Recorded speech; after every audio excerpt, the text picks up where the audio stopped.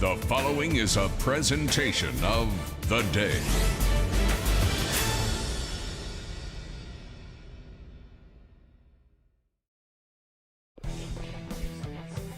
A beautiful Tuesday evening here at Dodd Stadium in Norwich, Connecticut, and ECC baseball takes center stage on senior night for Bacon Academy and Lyman Memorial as these two rivals go at it with all the action live on game day.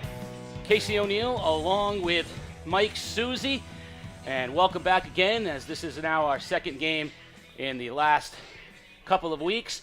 I, of course, doing a little bit of double duty right now, Mike, so I'm gonna have to get a towel and a refreshment as a little I was break from running up from down the field. You all right? We need to get the oxygen for you. We might have to. But I am so excited. I got Marty Gomez, who's been a friend for 30 plus years. I got Roger Moyer, who was a player for me at Tri-County Legion. Len Lampignelli, his assistant, was my GM assistant coach for Tri-County, runs the whole program. Kevin Erickson is assistant over there. I worked with him at E.O. Smith. And on top of it, my godson is playing for Bacon on his senior day. I couldn't be more excited. I got the great Lee Elsey here in the booth with us. He'll be handling some scoreboard duties for us, which is a significant step down from his role as national influencer in all things in the political spectrum. So I appreciate the time with our help here. So let's give you the starting lineup here. First, for Lyman Memorial, the Bulldogs will lead off center fielder Isaac Cohn, batting second to third baseman Alex Fedarski. The pitcher Connor Hawkins hits third, and the catcher Nico Chaveras hits fourth.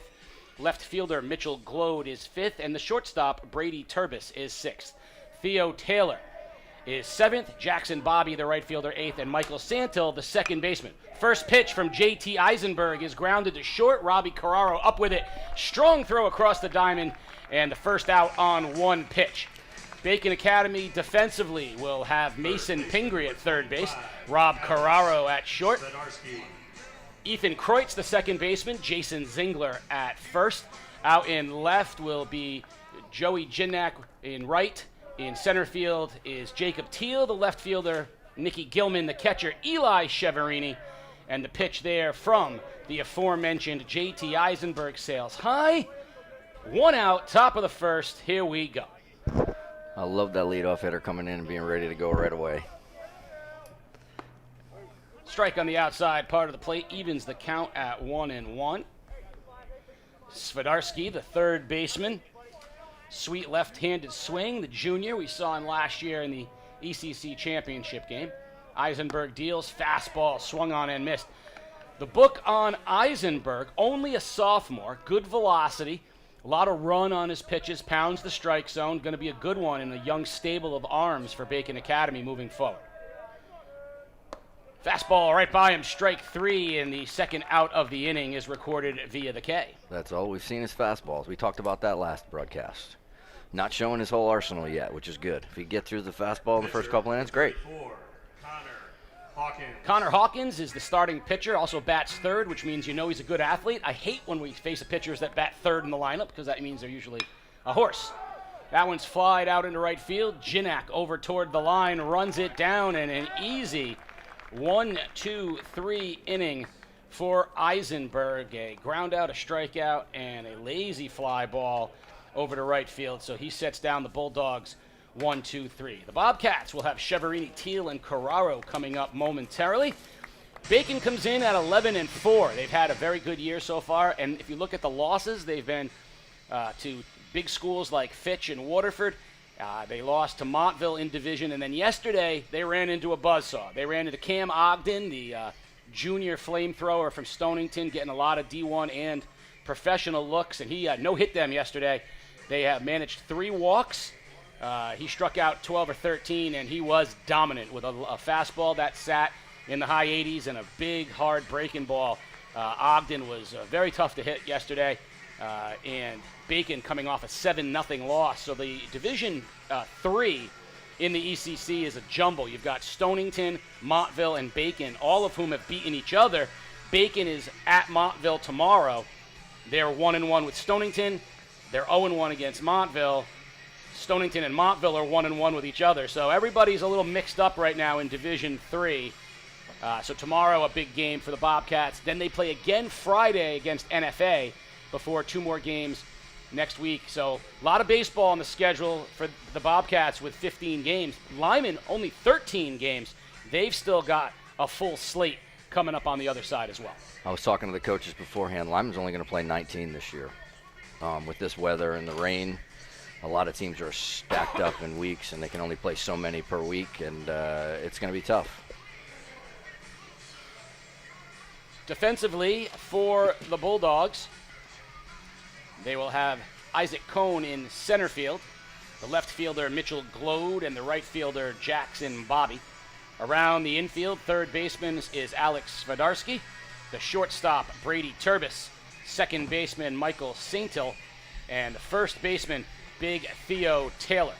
Behind the plate is Nico Chaveris, and on the mound, Big Connor Hawkins. Hawkins, the junior, looks to be a good athlete as he batted third, and the Lyman team has struggled against the big boys. They have wins against Bolton and Plainfield, Norwich Tech, Putnam, but when they've played the better teams in the ECC, they have struggled. They've lost to Stonington and Ledyard, Fitch, NFA.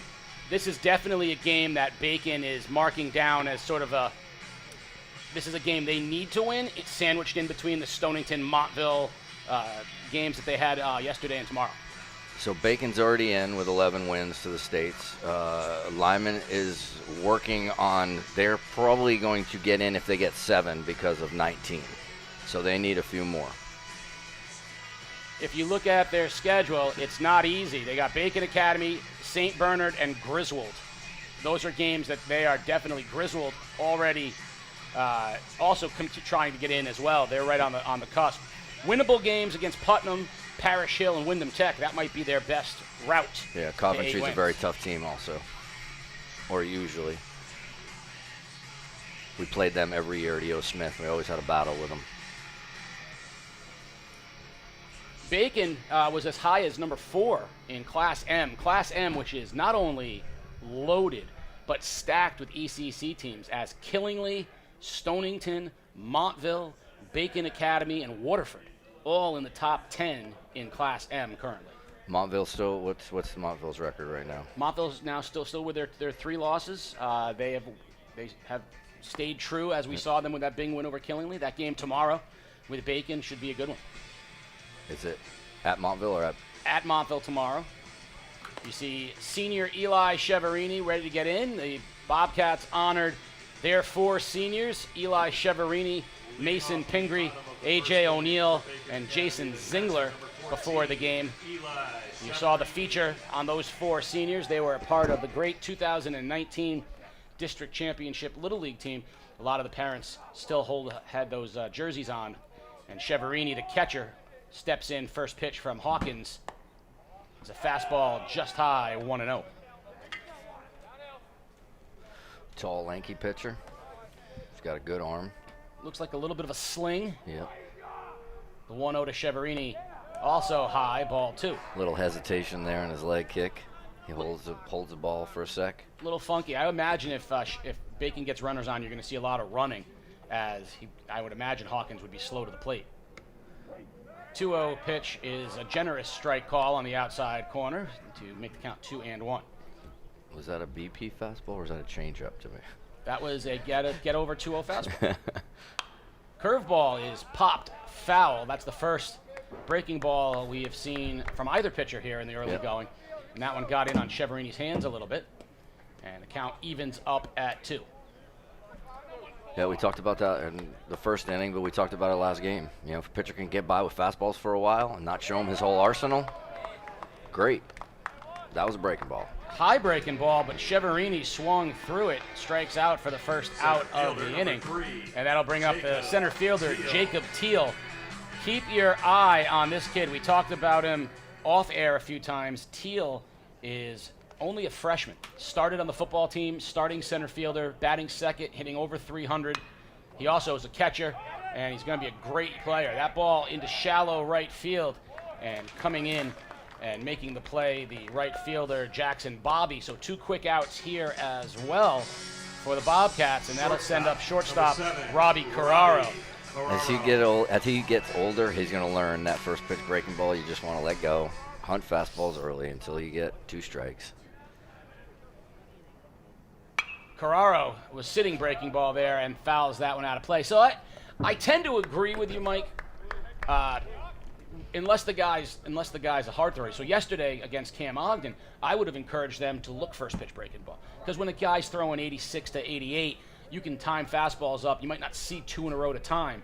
That first pitch breaking ball, was actually advantageous. A slow breaking ball like that, however, he has now just gone to the breaking ball. That's like 3 or 4 out of the last pitches have been breaking balls. So now you might want to look. You might want to look early in the count for a breaking ball, because he's leaving those up in the letters. I know that the guy sitting to my left and the guy sitting to my right would have hit one into the trees off of either of those breaking balls hung up there in the letters. Carraro got in on his hands, popped up on the infield. The catcher, Chaveras, comes out and makes the play, and that'll do it. 1, 2, 3 for both teams. We're through 1, no score. Second inning coming up. You're watching Game Day live on theday.com. Chalifo comes in, the 2-hitter, the catcher for Lyman. Like many people, started in Little League. Since the day I can remember, I've been playing baseball. Growing up in Lebanon, Nicholas Chalifo felt he was destined to take the diamond at Lyman Memorial High School. I've grown up really wanting to play Lyman baseball. It's kind of I grew up in it, lived in it. I always came up with my mom and dad and watched. Really wanted to be a part of the team from a young age. Always looked up to the guys there. Now as a senior on the Bulldogs, he has become one of those guys that younger players look up to. Catcher Chalifo settles underneath it and makes the catch.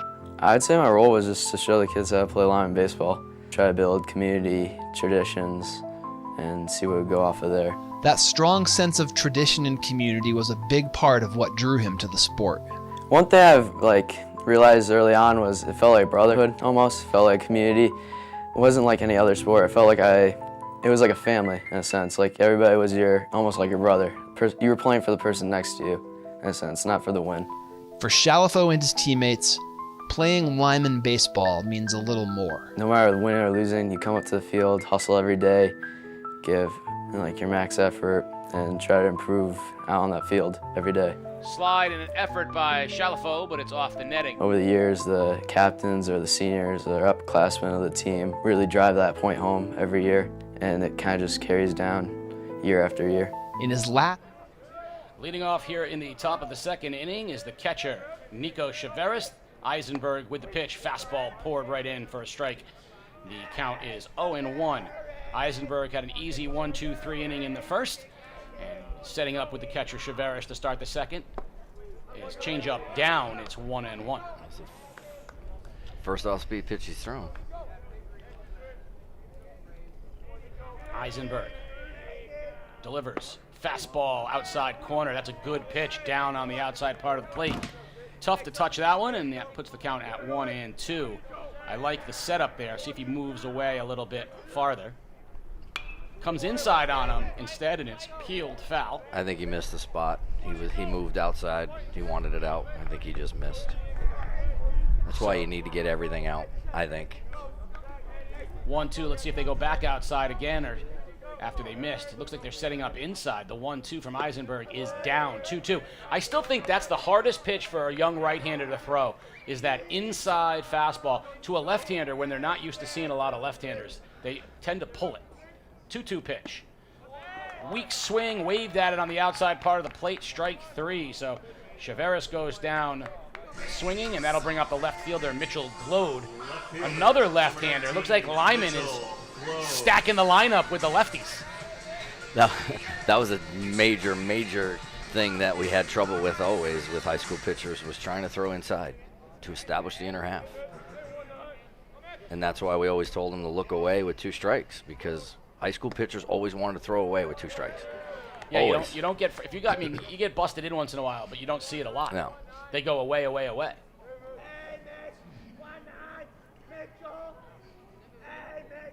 Fastball, Glode fouls it back. It's 1-1.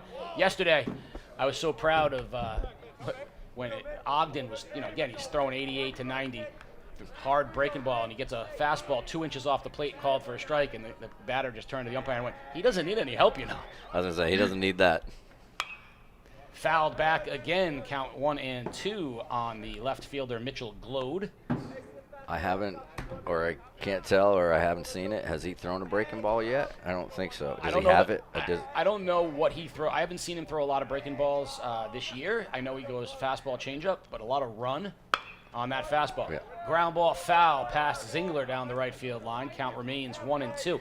So Bacon's got a stable of young arms. I give Coach Moyer credit. He's developing a lot of them. Kagan Rosella, Ben Byniski, Cyrus Scaramamano. These are all sophomores and juniors. And this one, Eisenberg, has emerged. Teams just don't get good swings on him. And he's got a lot of run to his fastball. Late life, I'm told. Kind of throws a heavy ball. The 1-2 pitch. Right by him, strike 3. And Glode goes down swinging for the second out. That's back-to-back strikeouts and 3 in the game for Eisenberg. And that'll bring up the shortstop, Brady Turbis. Now, interesting, we said that the center fielder for Bacon is a freshman. Well, Turbis taking the shortstop job as a freshman here at Lyman. 2 different pitchers on the mound. Young man from Bacon, very short arm, a little bit over the top, where the Lyman guy's got a little longer arm, a little 3/4, kind of slings it. That looked like that was his first breaking ball, right? It wasn't bad. There's your like first tight breaking ball. Little slider. Yeah, little sweeper. Little Slider sweeper now, is that what it is? Whatever we want to call it. Ball is what it was. 1-1 pitch. Fastball fouled right at the plate. It'll be 1-2. So we've seen the fastball, good life. We've seen the two-seamer with some run, and now we've seen the changeup. Right now the breaking ball. So you can see why Eisenberg, right, not giving you a lot on the same plane. The 1-2 pitch. Fastball chopped to Pingree at third. He throws across the diamond to Zingler, and another easy 1-2 inning, 1-2-3 inning for Eisenberg in the top of the second. For the Bobcats in the bottom of the second, they'll send up Pingree, Kreutz, and Zingler. Scoreless game here on senior day. Eisenberg off to a good start as he's down into the bottom of the lineup when he goes back out in the third. That was a great job by the third baseman, kind of just sitting there for a sec, working his feet, making sure he got the right hop and not getting the short hop and coming in too fast. Biggest thing we always talk to him about, infielders knowing speed of the ball, speed of the runner. So on that play right there, it was a high hopper. The kid didn't get out of the box very good. Speed of the ball was slow, but he read and reacted to the high hop, came through it, and made a great play. Yeah, Pingree's going to be heading on to Keene State to play baseball there. He's the ace of the Bobcats staff. He's a 4-year varsity letter winner in baseball. He goes all the way back. I mentioned that district championship team. He was one of the aces on that team as well. Mason has been a locked-in pitcher since he was 10 years old. So he is going to go on and play college baseball. The only one of the 4 seniors playing college baseball. Cheverini has elected to not play college baseball. I thought when he was going to UConn, it made sense, but he is pivoting to Eastern, and I thought, he might want to continue playing. O'Neill is going to Westfield State to play football, and Zingler is going to UConn to study chemical engineering, I believe. So, of those... With Cheverini, you never know. You get there for a year, maybe you miss it a little bit, you try to walk on, but Eastern's a tough place to play. Yeah, it's not the easy place to walk on to either. It's not like, not like they're looking for bodies. Right. But they do, I think they still have the JV program, if I'm not mistaken. I know they took it away for a while, but I know Coach O over there has kind of brought it back. So things are looking better up there at Eastern. They went to the finals of the Little East Conference where they lost to Keene this year. Right on cue as Pingree's going to Keene. Yeah. He's down 0-1. Big breaking ball from Hawkins on that first pitch. Tries to get a fastball by him. It's grounded to second. Saintel up with it.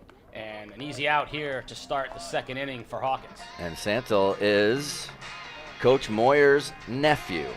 Yeah, so we should take a minute to talk about the tie-ins here. So as Ethan Kreutz steps into the box for the Bobcats, Bacon's new coach, Roger Moyer, is someone who bleeds Bulldog blue. He was a longtime assistant here at Lyman and a player as Kreutz swings and misses strike one. But he's got a nephew on the Bulldog team, but he's done a great job here running the Bobcats in the early going. Coach Gomez has been there, I think he said 30-something years. Kreutz off the end of the bat, dunks it into left field for a base hit. There's your first hit and base runner of the game on the Kreutz single. And that'll bring first baseman Jason Zingler up to bat. Zingler, the senior. First baseman, number 22. Let's see if they run on the, and we'll see now how Hawkins operates out of the stretch as well. Does Coach Moyer run a lot? Lots.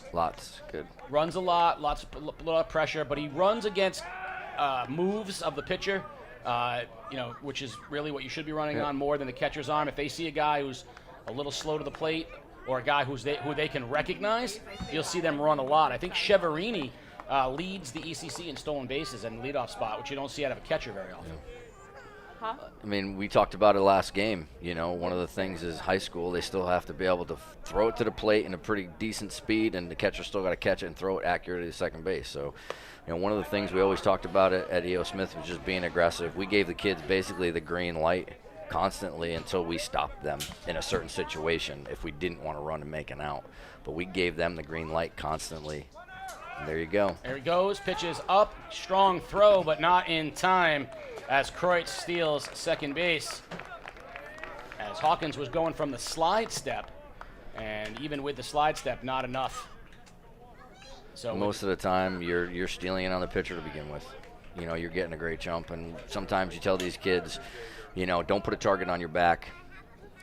Don't go crazy early and get them thinking. Most of the time, the pitchers are going to be a 1-4, 1-5, sometimes even 1-6 to the plate, and you just don't have to get a huge jump. As long as you get a decent jump, you're going to steal on them. 3-0 on Jason Zingler as Hawkins has gotten a little bit wild here. He tried to get a breaking ball there on 2-0, and that went to the backstop. So 3-0, he'll go back to the windup on Zingler. O'Neill waits on deck. Pitch from Hawkins. Fastball poured in. Strike one. Jason very excited about his first high school home run. He was very pumped. It was funny because it was one of three, and 3-1 pitch from Hawkins. Ball four inside, and Zingler will take his base. It was not only his first home run, but Mason Pingree hit one that day. It was his first home run, and Cyrus Scaramano hit his third of high school. So not only did poor Jason have to share it with two other people, he had to share the first home run thing as well. What's really neat is a little backstory is I used to work with a lot of these young men and did a lot of hitting camps with your little league teams. So it's nice to see these guys successful. There goes the pitch. Throw down, shortstop cuts it off, and Zingler will steal second base as O'Neill takes strike one. So there's runners on second and third with one out. O'Neill, however, saw strike one to let Zingler advance. The 0-1 pitch from Hawkins. Fastball on the outside part of the plate, and O'Neill quickly down 0-2. Look away, protecting, young man. Look away. Hawkins from the windup. The pitch. There you go. Hammered into Great. right field, sitting down. Get by. And there's a base hit. One run will score. They're waving on Zingler. The throw to the plate. Zingler slides, and he is out at the plate. But a line drive single by O'Neill to right gets the Bobcats on top, 1-0. Good relay from Lyman to cut Zingler down at the plate. I think if we had the review, we might get that reversed. He did tag him a little high at the plate. Give credit to that right fielder. He slid. If that ball gets by him, AJ probably doesn't get a home run, probably a triple. All right, maybe a stand-up double. We'll see. That's two outs. O'Neill at first. The pitch to Gilman is popped in the air. But hey, that was a great job with two strikes. Sat on that pitch, didn't try to pull it, waited, drove it to the other way. Yep, that was a good hitting job by O'Neill. First Bobcat run. O'Neill leads off first. One strike pitch to Gilman. Hit on the ground, foul ball down the third base line, and Gilman quickly down in the count, 0-2. Nick Gilman, the left fielder, and a junior, one of many young players on this Bobcat team. again, if high school pitchers could just establish the inner half with 2 strikes, it'd be so much easier. O'Neill leads off first. 2-strike pitch to Gilman. Breaking ball, hammered into left field. Left fielder in his tracks, drifts back and makes the catch. So Glode doesn't have to go far. But the Bobcats strike first on a base hit by A.J. O'Neill. And after 2 innings, Bacon 1, Lyman nothing. You're watching Game Day live on theday.com. In their final year of high school baseball, Bacon Academy's seniors find themselves looking back on their success in Little League as a reminder of what's possible. It was one of the first seasons where I really won anything, you know, because we won that district championship, and that was one of the greatest feelings in the world, you know. I remember catching that final pitch, like throwing my mask down and then picking it back up because I didn't know like what I was supposed to do. Really brings a smile to my face, kind of think about how it all went down. Just the guys that we were playing with, the team, just every aspect of it was really fun.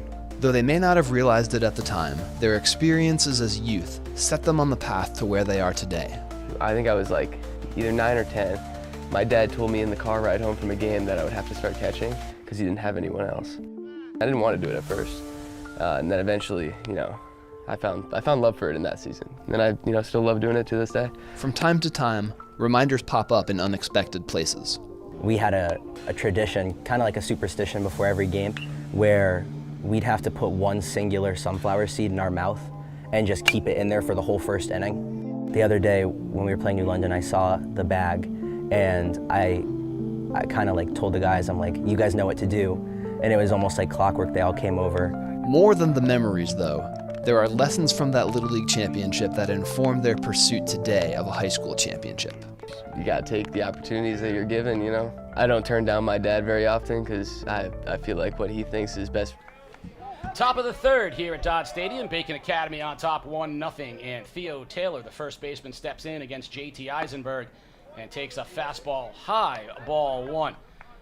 Eisenberg has set the Bulldogs down 1-2-3 in each of the first 2 innings. He's got 7, 8, 9 here. Ground ball over to Zingler. He hits Eisenberg, and Eisenberg does a nice job concentrating on the ball and finding the bag. It was a good play by Jason. He fronted it up, but almost threw behind the pitcher where you got to try to lead him a little bit more, lead him towards the bag, let the pitcher run into it. But that could be dangerous sometimes. I give you, how many times do you see the pitcher watch the ball and miss the bag, or look for the bag and then miss the ball? So that was a really good job. Good job by the pitcher. Jackson Bobby, the right fielder, steps in. He wants to go fast. Pops it out of play. Cousins with Ricky Bobby. In the off-season training program, he takes swings and drives around with a Jaguar. Mountain Lion in the car. His last name is spelled exactly like my wife's name. B-O-B-B-I. And it's Joe. Bobby Joe. Nice plug for the wife, who I'm sure is last Mother's time. Day was the other day, you know. She gave me a shout-out for my narwhal comment last time. Eisenberg with the 1-1 pitch to Bobby. Just down 2-1. I like this young man on the mound. He's getting the ball. He's just throwing. He's got quick pace. He's keeping his defense alive, not throwing ball. You know, that's the one thing that drove defensive crazy. You remember those. Ball. Then you're sitting on your heels. Defense is ready to go. He's throwing strikes. He's getting the ball, getting right back on the mound, keeping him in the game. And I'll comment on that here after this 3-1 pitch is popped out of play, 3-2. So I have Lee Elsie to my left, Mike Susie to my right. I've played second base, shortstop for both of you on the mound, and you had very different styles. Elsie threw nothing but strikes, pounded the zone with all kinds of off-speed pitches. You were about 86 pitches in the third inning of every game. Wild. Of every game. I was effectively wild. But you were a bulldog, and so I was never on my heels with you. Lee, on the other hand, you had to be ready because Lee wanted to pitch the first ever 27-pitch game. He wanted to be done in 27 pitches. Mike, on the other hand, you wanted to strike everybody out. Right. You hadn't watched Bull Durham yet to realize that ground balls are more democratic. 3-2 pitch to Bobby. Off the foot at the plate. Stays 3-2. Guys did not want to get in the batter's box with me. They weren't comfortable. Let's put it that way. Well, they didn't want to get in the box against Lee either, but that's mostly because he was maybe wearing clown shoes Right. or And had no sleeves on. he had just come from the And gym. probably wearing work boots. Or one red cleat and one white cleat. Exactly. Full count here to Jackson Bobby. Eisenberg steps off. And the hair sticking out of the hat that looked like he had sat on it or slept on it the whole night. Well, unless if he was not wearing a wig, which he did on a couple of occasions as well. Full count pitch to Bobby. Sails high. That's a good at bat from the young right fielder. He takes the walk, and that's the first base runner of the game for Lyman. And it'll bring up the second baseman, Michael Saintel. And Saintel, as the 9-hitter, will allow for the lineup to possibly be turned over. Did you wear one red and one white cleat just because, or just because you didn't have matching cleats? I can answer that. There's a ground ball in the shortstop hole. Carraro gets it, throws across the diamond. Zingler can't pick it. It's at his feet, and good base running across the diamond. Now the Bobcats throwing it around a little bit. At the end of all of it, it will be runners on first and third. So we're going to give Saintel a base hit, and we're going to give an error to the shortstop Carraro that allows the runner Bobby to get over to third.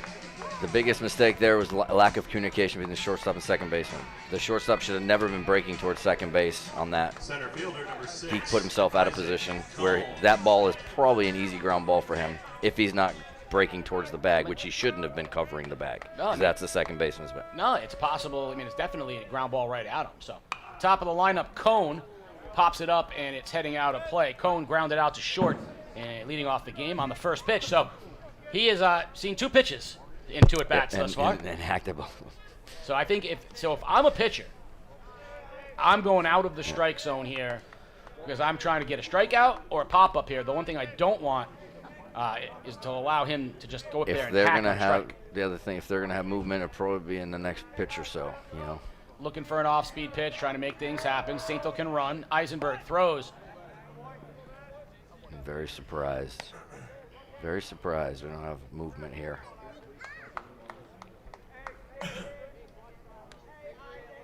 You said this young man at first base can run a little bit. Just surprised. Second baseman is pretty far over, so shortstop's going to take the throw, definitely. Now you can pull him. 1-1 pitch, no movement. Fastball, strike on the outside part of the plate. So if you look at Bacon's alignment, shortstop he looks like he's going to take, because the second baseman is way over. So if there's movement and the leadoff guy can pull the ball through the left side again, you know, because the shortstop's going over, it looks like. I think they just switched it up finally. They just saw the shortstop pointing to second baseman. Which it should be. 1-2 pitch. Curveball, yes, he went. That's strike 3. Big out for Eisenberg on the breaking ball. Another reason to not show your breaking ball that much is the effectiveness there when you need a swing and a miss. Should be noted, however, the official scorer did give Saintel an error on that ball. So Eisenberg still has not given up a hit.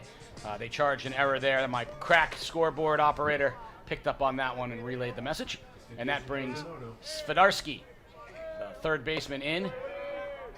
Now, with runners on first and third and 2 outs, Bacon has the choice of if they want to try to throw down and get the out, or if they want to let the runner go and pitch to Svidarski here, who struck out in his first at-bat.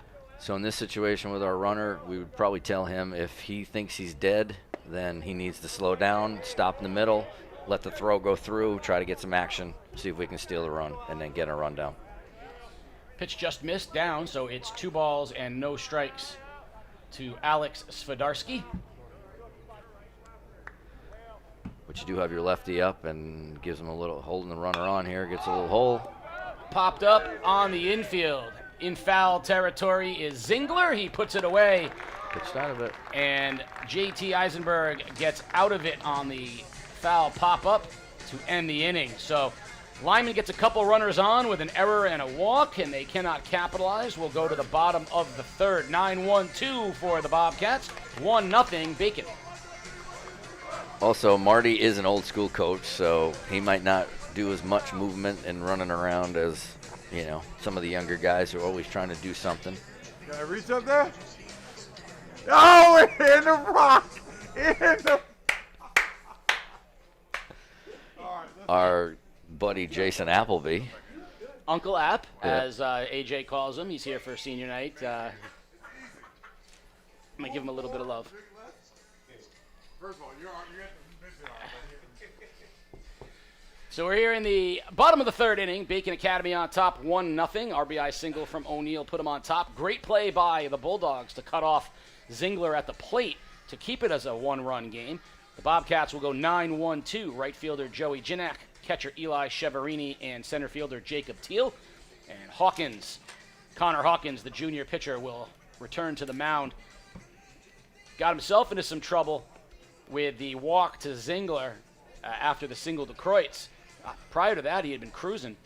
The only real hard-hit ball of the game was the single by O'Neill, and other than that, Hawkins has been doing a nice job keeping Bacon sort of off balance with that mixture of slow breaking ball and three-quarter fastball. We'll see what happens as they're heading into the second time through. He just made a mistake to O'Neill. I mean, he had too much of the plate, and AJ did a great job waiting on it and driving it the other way, but it was a lot of the plate. He didn't make his pitch, let's put it that way. Leading off will be Joey Ginak. Now, here's an interesting fact about Joey Ginak, good athlete, former football player, baseball player. See the color of the shirt he's got underneath there? See, that's a yellow shirt. That's a Charlie Brown shirt that he's got on there. He wears a Charlie Brown shirt every day. His car is the Charlie Brown shirt, decorated on the car. It started as a bet one year, going back towards the COVID years with his father, that he couldn't do it, and he has subsequently done it. Tries to bunt, offers, strike one. So Joey Ginak has a Charlie Brown shirt every day of the week. His prom tux was the Charlie Brown shirt. So he would understand the Charlie Brown reference that we made last game. When there was a line drive back up the middle. Which no one else did, but yes, he would understand. have. Okay. Fastball away, 1-1. Now, great day, senior day. Seniors get recognized. Do you guys remember, did we do that back in our day? I don't remember getting recognized other than Ed Wyatt on the PA simply saying, and playing their final home game, and that was it.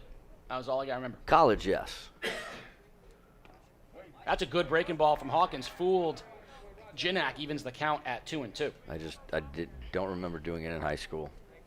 I know it's something we used to do at E.O. Smith, and then the kids would take their final lap on that day. The seniors would take a final lap around the field, which was nice. Big breaking ball high. Count is full on the 9-hitter. Now, you don't want to walk Ginak here in the 9-hole for a couple of reasons. Number one, he's got great wheels, and he will be a base-stealing threat. But also, he's your 9-hitter. Ground ball, left side. He's going to have to come up with it. Strong throw, and got him by half a step. I don't know about that one. Ginak was moving down the line pretty good. Yeah, he picked it up and put it down. That was a close one. Again, we might be calling New York for this one. Challenge. That's the freshman Brady Turbis over there at shortstop. I think he learned the lesson. I think Turbis learned the lesson that you got to get up and get rid of it here. He sat a little bit. We just talked about it a couple innings ago. Speed of the ball, speed of the runner. That ball was hit decent, but the shortstop kind of sat back a little bit, and that kid's quick. So you got to know your runners. Cheverini launches one foul down the right field line out of play. He was sitting on that first pitch breaking ball. He was the victim of that breaking ball when he struck out in his first at bat, and he was clearly sitting on one there, but he missed it, and he's down 0-1. Yeah, I don't remember a senior. I mean, unlike you guys, I didn't have all state games and all-star games and all that stuff to play in. I just remember Ed Wyatt going, yeah, he's done. Fast outside, ball one. My high school career wasn't, like either of yours, so it was no acknowledgement. They were more like, don't let the door hit you, where when you're done here. 1-1 pitch.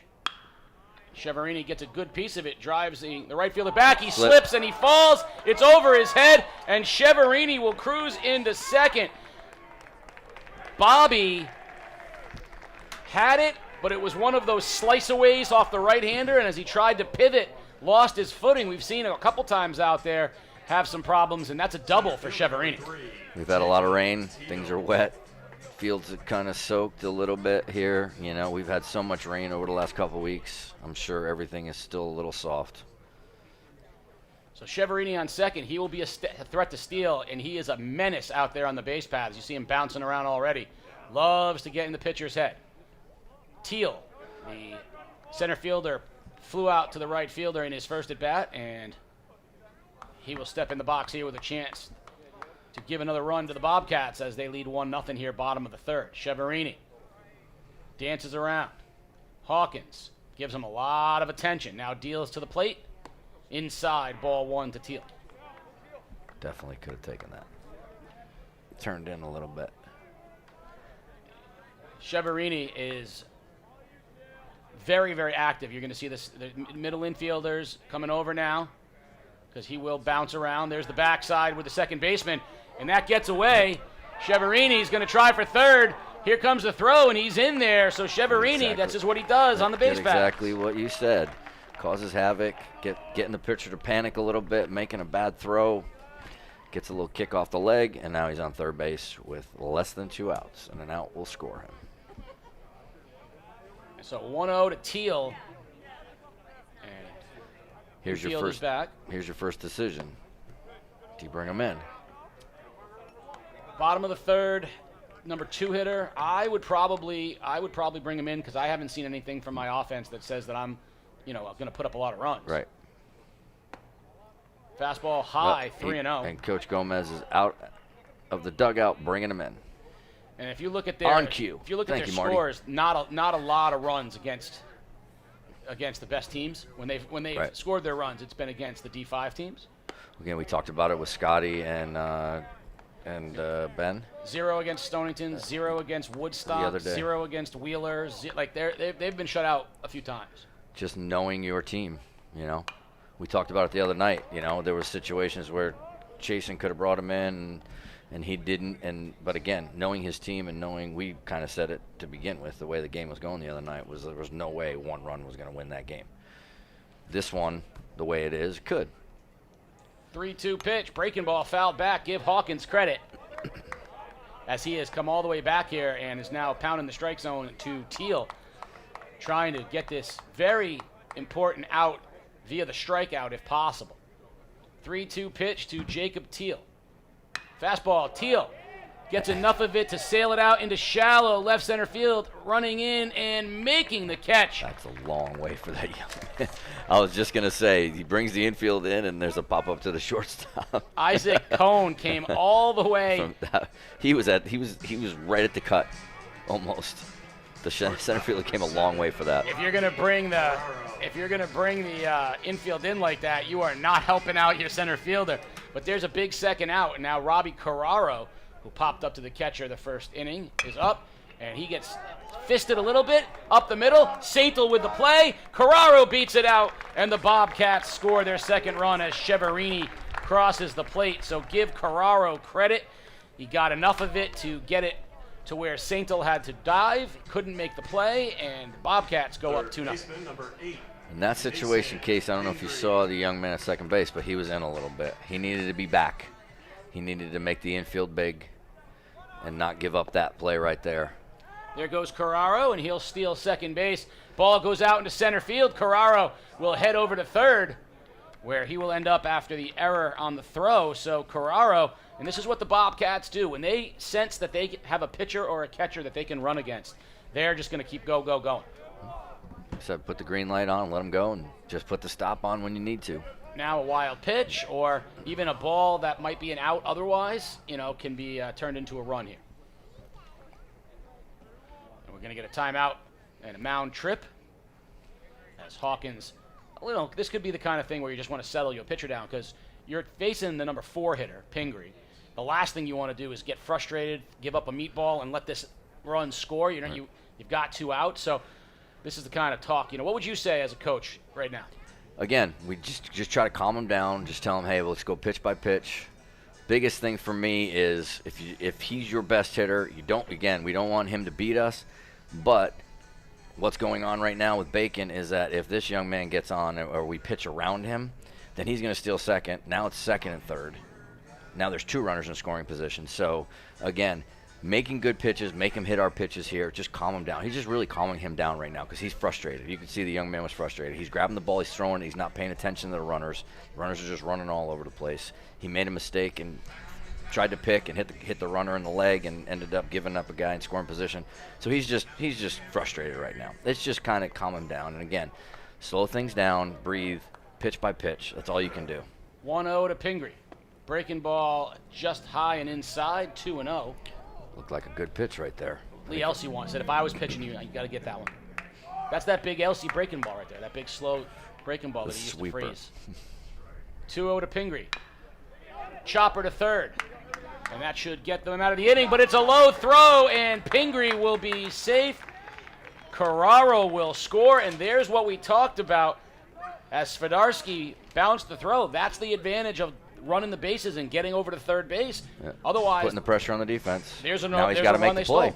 There's a run they stole. So, yes, don't make the first or third out at third base. Don't steal third with 2 outs, because if you get thrown. But you know what?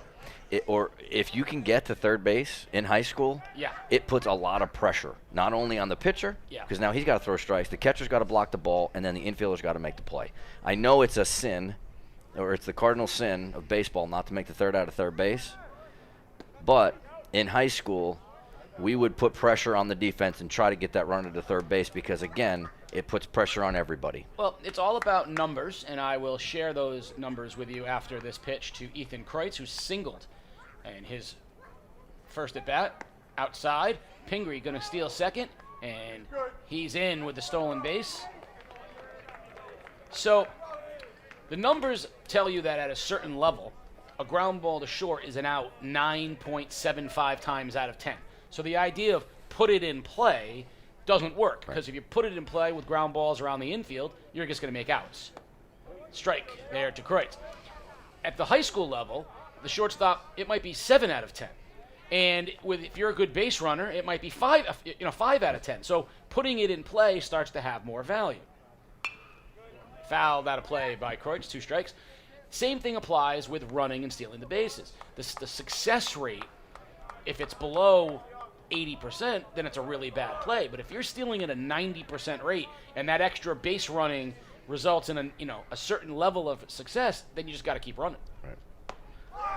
Breaking ball swung on and missed, and that'll get Bacon out of there in the third. But they tack on 2 more with the benefit of 3 errors. So we're at the end of 3-0 Bobcats. You're watching Game Day live on theday.com.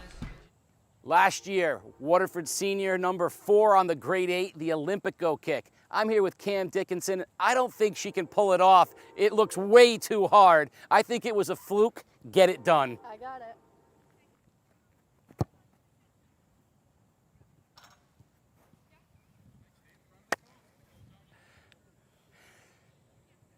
That was just too easy, and that is a grade 8 play. Send in your best plays and see if you can beat that and make this year's grade 8 Olympico style. Relive a century of history from the perspective of southeastern Connecticut with the new hardcover book, Front Page News, A Century of Big Stories in the Day, 1881 to 1981. This 136-page limited edition book captures the pulse of a region and a nation, showcasing the day's most iconic front pages from its first 100 years.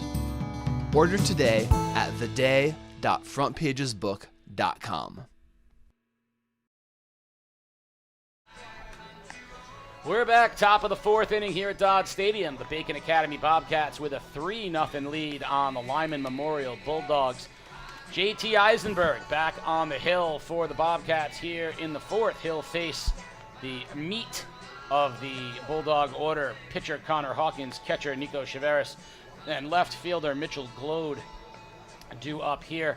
Eisenberg pitched out of some trouble in the 3rd inning, left runners at the corners, and then sat around for a little while in the bottom of the 3rd as Bacon tacked on a couple of runs, and it was a time-consuming 3rd inning. So we'll see if Eisenberg maintains the control of the strike zone that he's had thus far. Hawkins will step in the box, having flown out to right field in his first at bat.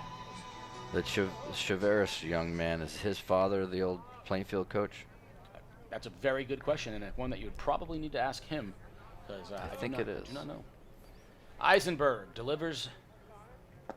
Fastball down. Ball I don't 1. know if he's still there. I know he left and he came back right before I left. Jason Chaveris. This is at Plainfield. Chaveris. I thought it was spelled the same way. I might be wrong. never know. Breaking ball. I'd like to tell you where that was, but I'm not entirely sure. I think that may have fooled the home plate umpire as well. 2-0.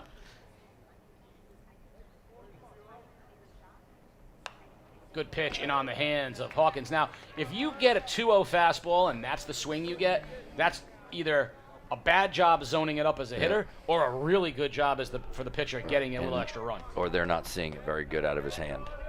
But, yeah, you're supposed to box that, right? Best pitch. Ground ball to short. Carraro with it. Across the diamond to Zingler, and an easy out to start the fourth as Hawkins is retired. Catcher number 23, Nico Chavez. One thing I do notice right now is these two they're younger shortstops, both of them. Even the Bacons are younger. Sophomore. They need to be a little more aggressive. They're sitting back a lot. They need to come through the baseball. They need to work. They're sitting back, and again, that's gonna cost them. Chavez struck out leading off the second inning, and the first pitch from Eisenberg is fouled out of play. So I was a second baseman by trade. I started at second as a sophomore, had a shoulder injury, and then my junior year was asked to play shortstop. And I did not have the strongest arm to begin with, but after the shoulder injury, even less so, as that one is popped into center field. Teal has a beat on it, comes in and makes the second out of the inning as Chavez is retired on a fly ball to center. Mitchell Glode will be up. So when I played shortstop as a junior, the first ball that was hit to me, I fielded it in the normal shortstop position, set my feet, and immediately realized I don't have the arm to make that hard throw, right? So what I had to do is I had to come and not charge like a slow roller, but come in on everything and catch and throw in rhythm, heading towards the base, right? So shortening the throw. Right. Foul ball from Glode. But that rhythm of I was looking to get every ball off the lip of the grass before it got to the dirt, catch it, and without ever, tapping, catch it, rhythm, throw.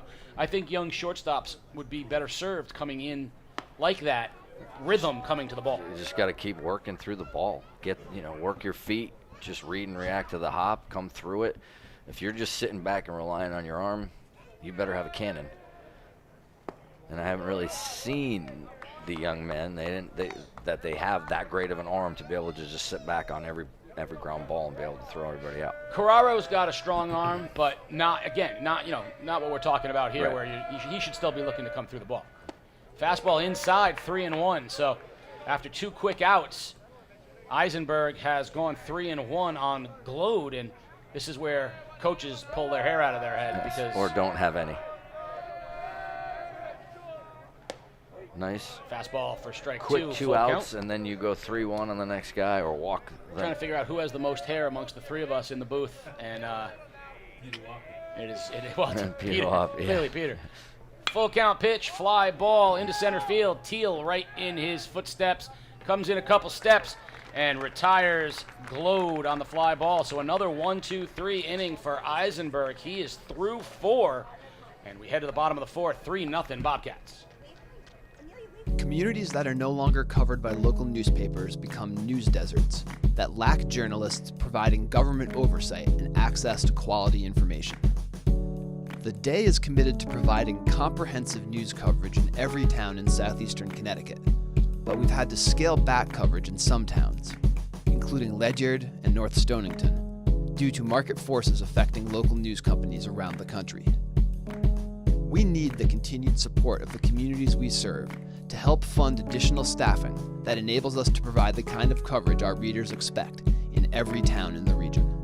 If you'd like to support the Day's News Desert Fund, please visit givebutter.com/theday.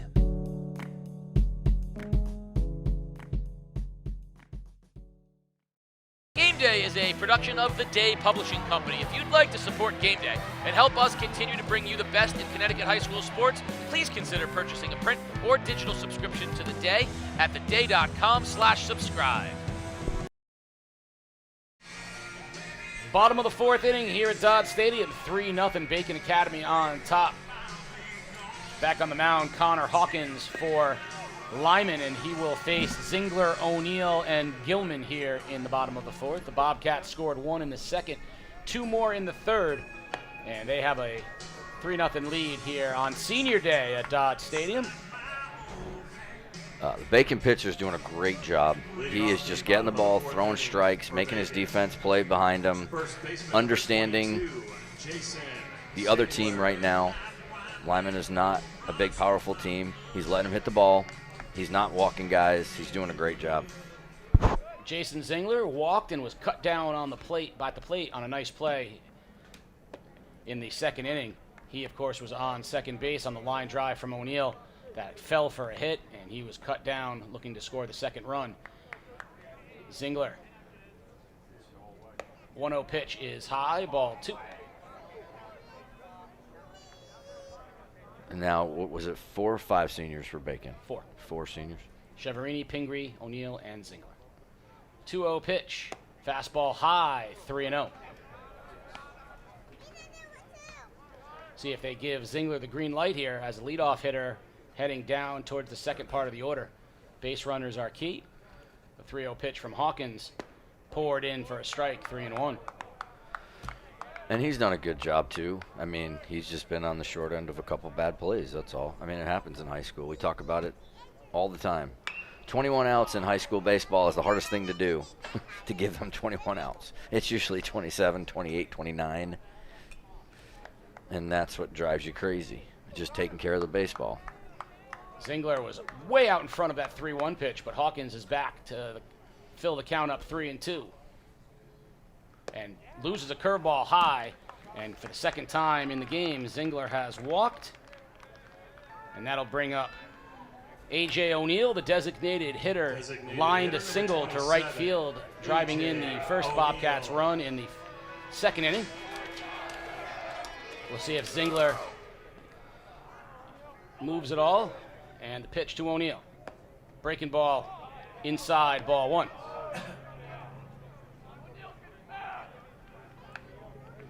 Are the pink wristbands for Mother's Day? For Mother's Day. All right. 1-0 pitch.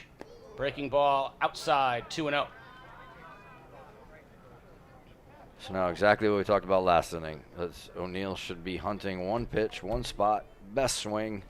Could be wherever his box is that he likes to pitch, that's where he keys, and that's his swing, and the best swing right here in this situation. He should be looking for a ball down thigh high, middle thigh, anything else spit on. 2-0, Zingler leads off first. Hawkins from the stretch. The pitch. Fastball sails high, it's 3-0 on O'Neill. I think he's getting a little tired. Everything's up. He needs to make an adjustment, get on top of this pitch. But Hawkins delivers. Fastball right down the chute, 3-1. same situation. Box something right here. Best pitch, best swing. Hawkins from the set. The pitch. Fastball high, and O'Neill swings through it. It's full. We'll see if they send Zingler here. I would say yes. With Coach Moyer, I think he will. Hawkins again battles back, full count. Breaking ball outside part of the plate. Oh, and he rings O'Neill up. That is a tough call. Great pitch from Hawkins. I don't think you're expecting that on a 3-2 pitch, and I think that's a tough one. Not after he went 3-1, came back 2 fastballs, and then threw a perfect breaking ball in the outer half. It was actually a great pitch. That'll bring Nicky Gilman up, throw over to first, and Zingler cuts back.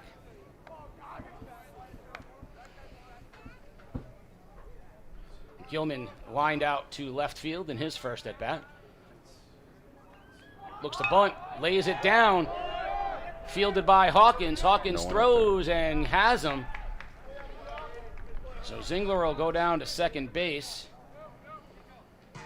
Gilman out 1-3 for the second out of the inning.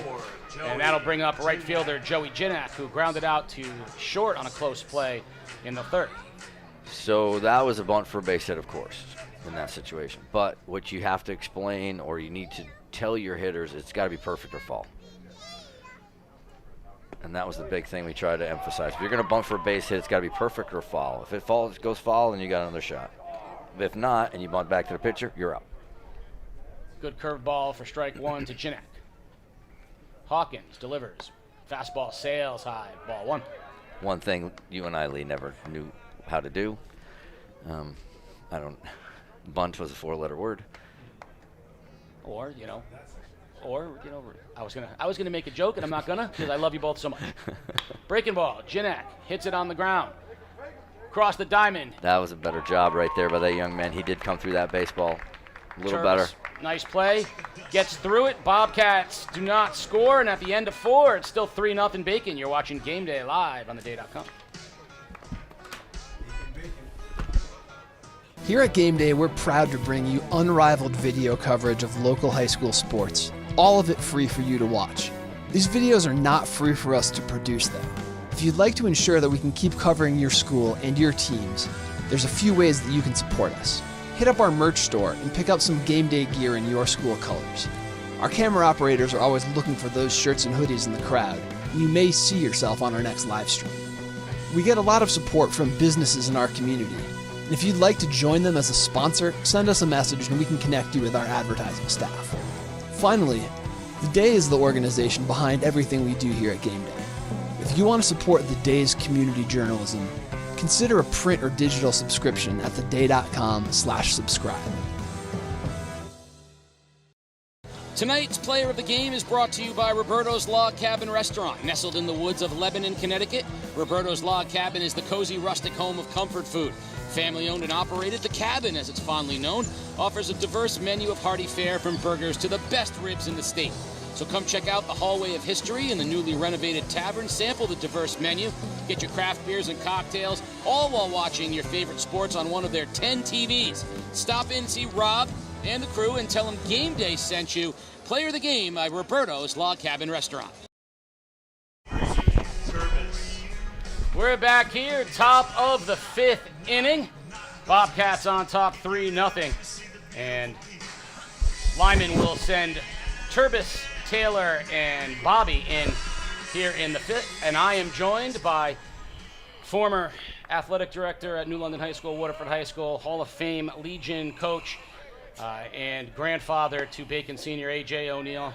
Jim O'Neill, thank you for joining us here. Also, one of the great broadcasters in southeastern Connecticut. Got my start through you at WNLC. So thank you for joining us and doing a little bit of the time here with the game. Oh, hey, the pleasure is absolutely mine. What a great venue for the kids to have a final game in, huh? Eisenberg, the sophomore, 0-2 quickly on Turbis. Breaking ball just outside 1-2. Eisenberg, the sophomore here for Bacon, has been really emerging for them into their he's sort of their number 4 pitcher, but you can see here he's doing a great job against Lyman. Got that breaking ball going for him, and it's fooled a lot of players. He's got a tough run on his fastball, tough to pick up, and that sweeper, when he gets it working, has been trouble for Lyman. They have yet to have a hit. He's ahead 1-2. And there's a ground ball slowly hit to Zingler. He tosses it to Eisenberg, and the first out in the 5th. You know, it's been a remarkably well-played game, don't you think? I mean, both defenses, except for a little lapse on Lyman's part at one point, this has been a very well-played game. First baseman Theo Taylor, he grounded out to the first in his first at-bat. It has been, despite the errors from Lyman, they had that little wrinkle there that got Bacon those extra 2 runs, but we've seen pretty good defense on both sides. The outfield has been good. You know, the Lyman executed the cutoff to cut down a run at the plate, which was big at the time, and he was safe. Yeah, we thought so. We thought so too. There's that good breaking ball for a strike. Count evens at 1. Actually, 0-2 fastball. My completely overqualified scoreboard operator, Lee Elsey, says that it's in fact 0-2. Breaking ball outside part of the plate freezes him. Taylor goes down swinging for a quick second out, and that'll bring up the right fielder, Jackson Bobby, who has had an adventure out in right field. Between the Lou Piniella plate he made on the O'Neill line drive and then the fly ball from Cheverini that he turned into a double when he fell down. He's had quite an adventure in right field. By the way, this is the first thing I think I've ever seen that Lee Elsey is actually completely qualified for. He's overqualified. The guy was a professional baseball player and makes his living as an influencer to millions. Eisenberg delivers the 1-0 pitch. Fastball grounded past Pingree down the third base line and base hit. And that is the first hit of the game for Lyman. And I am going to say Bacon deserves what they get, because with 2 outs, Pingree crept up onto the cut as if he needed to cut down a runner. Doubles defense with 2 outs. Says you got to protect the line and get some depth, and yet that was probably a ball that Pingree would field most times. Hard to understand the positioning there, but maybe they have a book on the guy as a bunter or speed guy. Definitely, I think Mike Susie and I talked for a while about this as Saintil comes in. Line drive up the middle. Carraro gets it, steps on the bag for the 3rd out. And Eisenberg has been great through 5 as it is still 3-0. We talked with Mike Susie about this and just the numbers behind when you need to start changing some of the fundamental aspects of what you do. So what I mean by that is put the ball in play. Mm-hmm. Well, when you got guys with 980 fielding percentages, put the ball in play means that you're giving up outs. But in high school, maybe the fielding percentage of certain players is much less. And if you've got a runner who can really run, the idea of putting it in play and the old Gil Vargas run maybe has a little bit more merit to it. Making outs on the base paths is criminal, but if the numbers say that you're succeeding at a far higher rate than you're failing because your running is at a higher level than what they can stop, so to equate it to that play, I would never have Pingree in on the grass, but they might think they have a kid who doesn't have a lot of pop in his bat, but who has a lot of speed, and maybe they're just trying to, but they got burned by it. Well, you do have to play to the competition level that you're at. Certainly, as you go up a level, when catchers can all really throw and changes the running game, pitchers are more likely to have a quicker move to the plate. Everything changes. We saw a play last inning that I think you probably commented on. You had a 1-out bunt with a man on first base. You know what I think. They only give you 21 outs. You shouldn't be wasting them on something like that. And the bunt was not a good one. It was not when the pitcher can field it. So you wonder about those kinds of things. But that's high school baseball, I think, in some respects. Sometimes you put the ball in play and good things happen, I suppose. But I don't know if you can count on that, especially when there's a decent defensive team out there. Bottom of the 5th, top of the order for the Bobcats. Eli Cheverini, 1 for 2 with a double, will lead off. Hawkins still on the mound for Lyman. Eli's had a great career for Bacon. He really has developed. He's an outstanding, always was a bat-to-ball guy. He could have this kind of preternatural bat-to-ball skills, but he's been just a terrific hitter and really developed as a catcher. And as I say that, puts bat to ball and serves one in the right field. His second hit of the day, he'll single, and that means it's showtime on the bases. Cheverini, who unofficially leads the ECC in stolen bases, and you saw in his previous time he is just a nuisance for pitchers.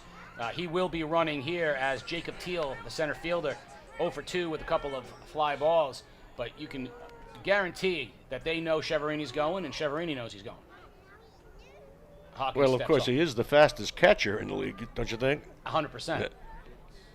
And, you don't see a lot of catchers leading off and stealing bases like he does. Doesn't go there. Breaking ball hits the dirt. And nice job by Chaveras knocking it down. It's 1-0.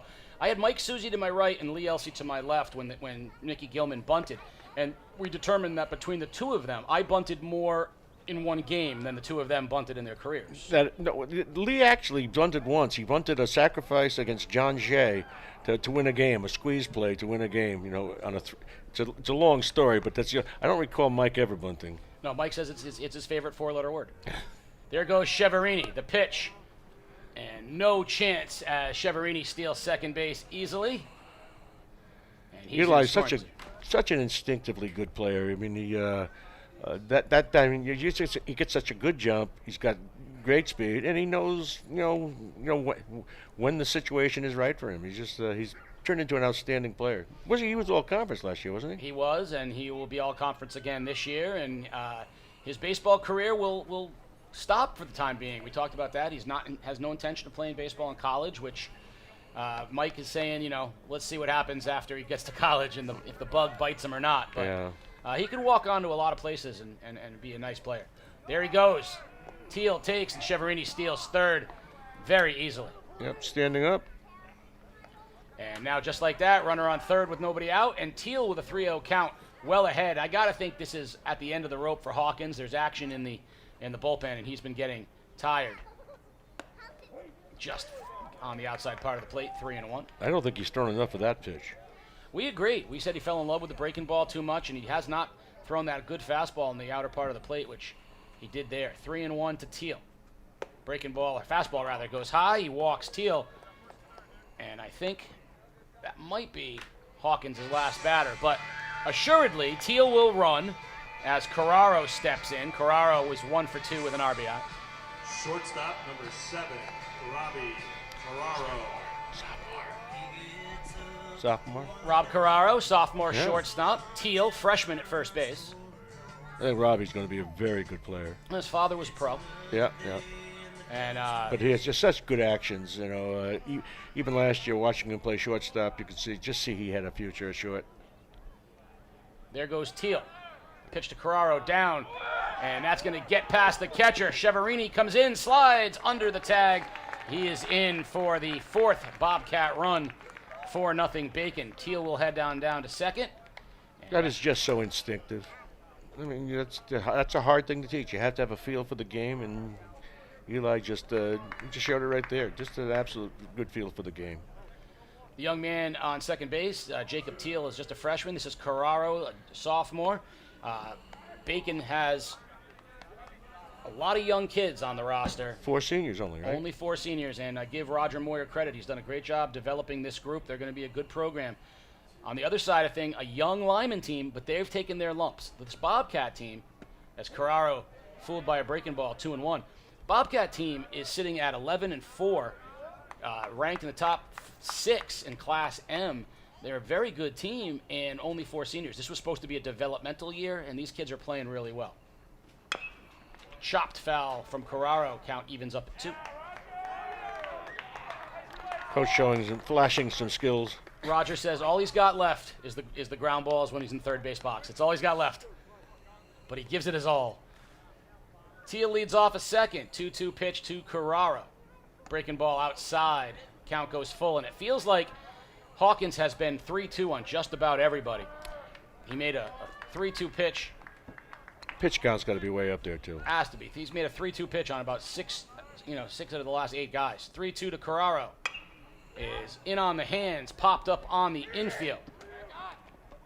And it's dropped by Swiderski. It goes out of play. Teal's going to hustle over to third base, and Carraro will be safe on the error by the third baseman, Swiderski. When I was catching, the first word that came out of my mouth when one of those pop-ups was help. I didn't want any part of them. Third baseman number 8, Mason Pingree. First and third, nobody out, and that might be all for Hawkins. Pingree into the box. So the Bobcats with 4, 5, 6, and a lot of runners on, and 4 runs in the books right now. So Hawkins has pitched well. We'll see if this is it for him, as there's been action in the pen for quite a while. Well, it should be. It looks like he's kind of gassed, but he's given it a heck of an effort, and he had him fooled off balance with that breaking ball early on. But I think he kind of, Lee's right. I think he kind of fell in love with it a little bit. He really needs to throw more fastballs, especially with those long levers. You can really use a 2-pitch mix with a good breaking ball and a good fastball, but you got to develop number 1. Call to the bullpen's been made, so we've got a pitching change coming here in the bottom of the 5th. 4-0 Bobcats. We'll be right back. You're watching Game Day live on thegame.com. It's time for the Athletes of the Future Grade 8 Plays of the Week. At number 8, let's start with Fitch Lacrosse's Roman Rich. Behind the back, acknowledge him, because no one saw it, and that is a goal. Still looking for it. At number 7, Everton Brown, Killingly track in the 100-meter versus Lyman and Wheeler, and he is fast. Hand time 10.6, that's good for top 10 in the state. At number 6, Evan Lopez, the Connecticut Rush Soccer U17, has a free kick from off the screen. He's going to bend it, float it, hook it, and score. What a goal from Lopez. At number 5, Jaden Aruda is going to throw it up, and look at Avon Reston. One-handed catch and off to the races. A touchdown for the Outlaws. What a catch. You know, I remember a one-handed catch by Patrick McGugan. Well, we're going to switch sports and go to lacrosse and look at the long stick. Look at McGugan go. He made all kinds of moves, but he dishes it off like a good, good teammate. But there's the ball. Get it! I have never seen that in lacrosse. McGugan channeling his middle linebacker tight end into lacrosse. At number 3, that's just a clean single from Wheeler's Abby Butramovich. I mean, that's just a single to left. What? Oh, that's hit pretty well into the gap. That looks like a double. I am sensing a theme. That's a single, that's a double. That means gap shot on the horse. Get going, Abby. Can you get 3 out of this one? And she can. Well, I think we all know what's coming next then, right? Don't pitch it there. Mush. Yard ball. And that is the cycle. A single, double, triple, and home run. Abby Butramovich with the cycle for Wheeler softball. That is not easy to do. Her teammates know it. Big time effort. At number 2, Killingly Intermediate School. Lyle Lang, 9th inning. Oh, that's a walk-off single. The win over Plainfield. Let's get you across the plate and let's go mob Lyle. Hey, that guy scored the run. Give him a little love too. Agony of defeat. Thrill of victory. Oh, it's all there with the youth. Big time single for Lyle Lang. And your number 1 play for a week of free training at Athletes of the Future, St. Bernard Lacrosse's James Niles. Old Saybrook. First thing, down a goal. Let's rip and score and send it to overtime. Well, if you're going to do it at the end of regulation, let's do it again in OT with the game winner. James Niles, back-to-back goals, gives the Saints the win. Those are your Grade 8 plays of the week. Send us your best plays, and maybe you can be a part of next week's AOF Grade 8. We're back. Bottom of the 5th, 4-0 Bacon Academy. Runners on 1st and 3rd, and the cleanup hitter in. That's all you're facing, Skylar Jadzak, the new pitcher for Lyman Memorial. Come on in, down 4, guys on the corners. The cleanup hitter up. And you know Carraro's going to be running over there at first base. There he goes. The pitch. Strike. And the throw cut off by the shortstop, Turbis. But Carraro steals second, and Bobcats will have runners on 2nd and 3rd here. Nobody out, and Pingree 0 for 2 on the day. You know, when I was coaching, I didn't know how important it was to stop the running game until we couldn't. Yeah, you didn't know how important the catcher was? Having had all those great ones. 0-2 pitch to Pingree. Runners on 2nd and 3rd. He has to put it in play. The infield is in. Breaking ball inside just misses Pingree. It's 1-2. So Jadzak came in and threw 2 pitches right on the outer part of the plate. The zone has been pretty generous width-wise today. And that's probably where he should go now.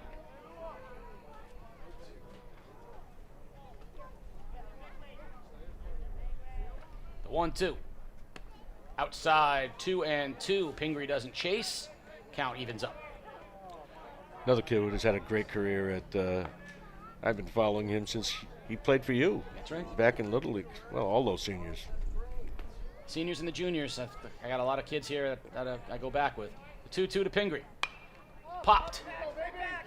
In the air, catcher Chavares takes a run at it, but he won't get there as it goes right to the screen, and it'll stay 2-2. Yeah, we talked a lot about the great district championship run that these kids had back when they in 2019, and Pingree, I said, has been the most talented pitcher since he was 9 years old, and he'll be going on to pitch at Keene State. And it's good to see them. A number of these kids want to go on and play college sports too, though. That's just you have to continue enjoying what they do best. Into the outfield on the breaking ball, right field, they're coming in, then Bobby, and Teal will not test him, and Pingree flies out for the first out of the inning. Case, you know better than most. What's the state of pitching in the ECC, but in high school general, as you've seen this year?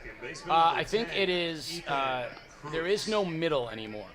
There are some pitchers in the ECC. There are 6 kids in the ECC who are going to be Division I pitchers and or drafted. Wow, that's amazing. And then the bottom half is not very good. I mean, but the top is very good. As Kreutz steps in. Faced a kid yesterday at Stonington, Cam Ogden, only a junior, topping out at 93. He's on the sights of a lot of people over Manzi and Killingly's going to Northeastern, but he's going to be a high draft pick. Brady Erickson's committed to UConn. Aiden Cochran's committed to UConn, both as pitchers. The Joyces going to UConn Avery Point with the hopes of going on to UConn. So I mean, you've got 5 kids in the ECC, maybe 6. Champaign and Waterford, Sheehan and Waterford. You got a lot of top level guys, but I think there's not a lot of middle. I think there's after you get past that. 2-0 to Kreutz is hit deep enough in the outfield to score Teal. Center fielder Cohn in. And that'll be, deep enough to score Teal. Nice at-bat by Ethan. Very nice at-bat. Carraro stays at second. And so that's a sacrifice fly for Kreutz. Jason Zingler will step into the box. He is 0 for 0. 2 walks on the day. 2 outs and a runner on second. Pitch is a fastball, just high, ball 1. How do you size up Bacon's fortunes in the upcoming state playoffs?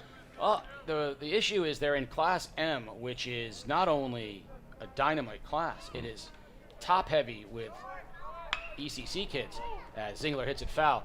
ECC teams, you've got Waterford, Killingly, Montville, Stonington, and Bacon, all in the top 8 teams in Class M.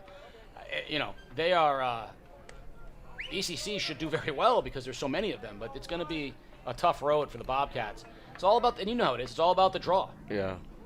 Well, I think the Bobcats are going to be a tough out for anybody. Down to third, stolen base for Carraro. I think they will be too. They don't have the quintessential stud that Waterford or Killingly has or Stonington has. They've got depth. They're pesky. And if they get the right draw, they could go, make a semifinal run. But at the same time, it could be one and done. All it takes is that one stud you face from somewhere else. 2-1 pitch to Zingler. Outside, ball 3. How well we know that. One and done is so difficult, especially when you get a draw where you find somebody who really has one good player. He happens to be the pitcher. Immaculate at Danbury. I was junior just year of high going to school. mention that. Yeah. They won 12 games, and the kid we faced won 10 of them. 3-1 pitch to Zingler. Is down, ball 4, and he will head down to first. And no matter what else happens, this is a game day first. Grandfather, father, and son, as the designated hitter, A.J. O'Neill, steps into the box. 1 for 2 with an RBI single, and you get to call your grandson. Yeah, I just like to see him do what he did the first time up. He just really stayed on it and hit it hard. That's all you can really ask at this point. There goes Zingler, the pitch. Strike, and down to second without a throw. Goes Zingler. So now second and third again for O'Neill. But he's down. I'm not going to critique him, by the way. I refuse to do that. I refuse to. I'm just happy that he's playing on senior day, and we're here, and you're here to enjoy it, and we're here to broadcast. The pitch. Chop to third. Takes a tough hop off the third baseman. That's going to score a run, and O'Neill will be safe down to first on the error. So Fedarski's had a tough time down there. Gets a second RBI. That's actually Hawkins down there. Hawkins has moved over to third with a pitching change. And number 11, Nick Gilman. So that'll bring up Nick Gilman. Now, as I understand it, 27 is not a threat to run here. It'll be interesting on first and third, because if he don't run, then no, he's not going anywhere. I don't know if he knows. I don't know if he knows what the steal sign is. They're not going to throw through even with 2 outs. If he had his father's instincts, he'd get a running jump right here. Take advantage of the fact that no one on or his grandfather's speed. Well, he doesn't. I know he doesn't. If he had that, he'd be running. 1-0 to Nicky Gilman. Center field. Cohn in his tracks makes the catch, and that will end the inning. I want to thank you for joining us, Grandpa. Legendary. What a pleasure. Jim O'Neill. We are through 5 here at Dodd Stadium, 6-0 Bobcats. We'll be right back. You're watching Game Day live on theday.com. Communities that are no longer covered by local newspapers become news deserts that lack journalists providing government oversight and access to quality information. The Day is committed to providing comprehensive news coverage in every town in southeastern Connecticut, but we've had to scale back coverage in some towns, including Ledyard and North Stonington, due to market forces affecting local news companies around the country. We need the continued support of the communities we serve to help fund additional staffing that enables us to provide the kind of coverage our readers expect in every town in the region. If you'd like to support the Day's News Desert Fund, please visit givebutter.com/theday.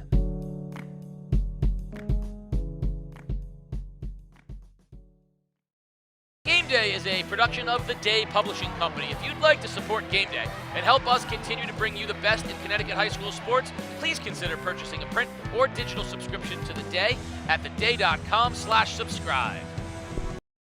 Tonight's player of the game is brought to you by Roberto's Log Cabin Restaurant. Nestled in the woods of Lebanon, Connecticut, Roberto's Log Cabin is the cozy rustic home of comfort food. Family owned and operated, The Cabin, as it's fondly known, offers a diverse menu of hearty fare from burgers to the best ribs in the state.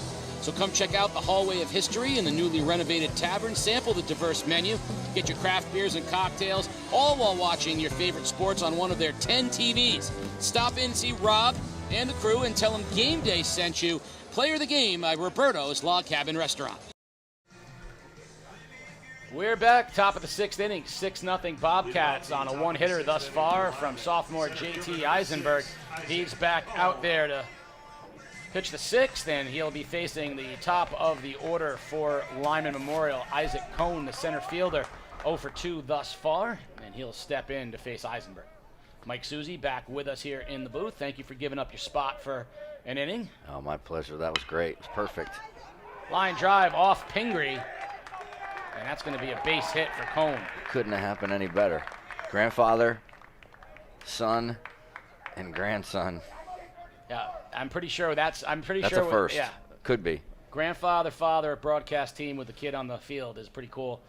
Yeah, so a special moment for Team O'Neill. They're going to take a look at Pingree, as I think he got that one right off the heel of the glove, and that is, he's a tough kid, but that is something that they cannot afford. Love you. Be good, guys. Bye, Jay. Later, Rob. Jason Appleby saying goodbye. So Pingree's okay. And That reminds me of the line drive was a little lower there instead of higher. Yeah. But you actually didn't really have to jump, but you were so short that you did have to jump. And that's why it hit you in the wrist. It was tough because it had a jet stream coming off the back of it. So Alex Fedarski, the third baseman, to start the game, 0 for 2 thus far. Will get up, the left-hander with Cohn leading off at first. The kids from Guanabo look like they were 25 compared to us that looked like we were 16 and 17, which we were. Fair enough. Now, Eisenberg from the stretch here, which something he has not had to do in since the 3rd inning. He has been cruising here for the most part.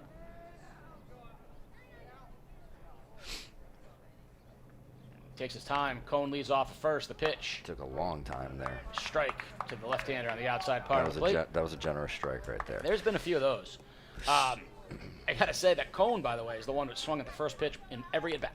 Yep. So that ball, there shouldn't be a surprise that line drive was coming because he has been hacking. The 1-1, down low, Cheverini picks it. He is not your favorite leadoff guy to come into the dugout and tell you what the pitcher has because he's not seen anything but 3 fastballs. It's like, what's he got? What does he got? I don't know. I just jumped at the first pitch fastball. Strike. It's straight. The pitch inside, ball 3, and Bacon had some action in the pen last inning. We'll see if they can go back to it. Eisenberg probably getting up close to his pitch count, even though he's cruised through 5. Now, in this situation, on the other side, you're down 6-0. You don't want to make outs, but you also don't want to stop playing. No, I need a hit here. I mean, I need to let him hit 3-1. You know, run the bases. Run the bases. Still be aggressive. you know, you get thrown out, but to get a guy in scoring position to punch a run across, you know, it's one of those games where you're not scoring runs. You score one, maybe you get a couple, 2, 3. But, you know, sometimes when you sit back and just play the score, it just puts the team, your own team, on their heels. 3-2 pitch, not going. Strike called on the outside part of the plate. It has been a generous strike zone, but that's been a strike today. And Swiderski goes down looking for the first out. Yep. And we talked about it the other night. If you're consistently big, then be consistently big with the strike zone so that we don't have to guess. But when it's all over the place and it's different inning by inning, that's when the frustration happens as a coach and a player and the pitchers. Connor Hawkins steps in. Breaking ball outside. Hawkins has grounded out and popped out to right field as Lyman, outside of a couple runners on in the third inning, have not really done much against sophomore J.T. Eisenberg of Bacon Academy. What is the longest this young man has gone? That one is fisted foul and out of play, 1-2. You've seen every game. So he's been primarily a relief pitcher. Gotcha. So he hasn't gone long. He, I believe, has one start earlier in the year and may have gone 5 in a game where they mercied a team. But he has been their primary relief pitcher. Pingree's been the ace, Kreutz is the 2, and Rosella is the 3. Well, with all the games with the rainouts, you gotta add some guys and put some guys in positions that they're not used to. But he's done a great job today, and now he's pitching into the 6th inning. Yeah, I think he's emerged as a guy that they're comfortable with in both the starting role and as a primary relief guy. You know, throws a lot of strikes, tough to pick up. And he's gonna beat. You know, Lyman doesn't seem to swing the bat too aggressively or great. Let's put it that way. They're struggling right now with him. And this is a perfect kind of guy. If you know, you go out, throw strikes. Like you said, defense is on their toes all the time because you know he's going to throw strikes. And Lyman is just putting the ball in play. And Bacon is making the plays. 2-2 pitch. Fouled off, 2-2. Well, I look at it this way. He's gonna do well against the Division 4 and Division 5 teams in the ECC. You know, Lyman being a Division 5 team is a good example of that. He has had success against Division 3, Division 2 teams as a relief pitcher. He hasn't gotten starts against them, but that's what he's building towards, and he's shown, you know, that he can succeed here thus far. I can definitely see him one time through the lineup against a better team, you know, throwing strikes, getting guys to, again, Bacon's playing great defense. And like we said, you went through the numbers, you know, it seems like Lyman is not scoring a lot of runs. You know, they've got no runs tonight. They've got 2 hits, and you know, this young man is just going out throwing strikes, and like I said, just doing a great job. Full count, 1 out. We'll see if Cone takes off from first. He does not. The pitch, ground ball to short. Carraro to second for 1. Kreutz to first, not in time. It was slow developing play. Definitely slow, but it looked like he tried to throw it before he got it. That was it. Biggest thing, we always used to yell, 1 before 2. And I think I learned that from your dad. Yeah, get long that out. time ago. 1 before 2. You got to get the first one before you get the second one. No big innings. That's how big innings happen. And so he did his job, got the first one. He did. Catcher Nico Chaveris comes in. He's 0 for 2, strikeout and a fly ball, and there are now 2 outs here in the 6th. Eisenberg. And actually, I think his dad is in the dugout.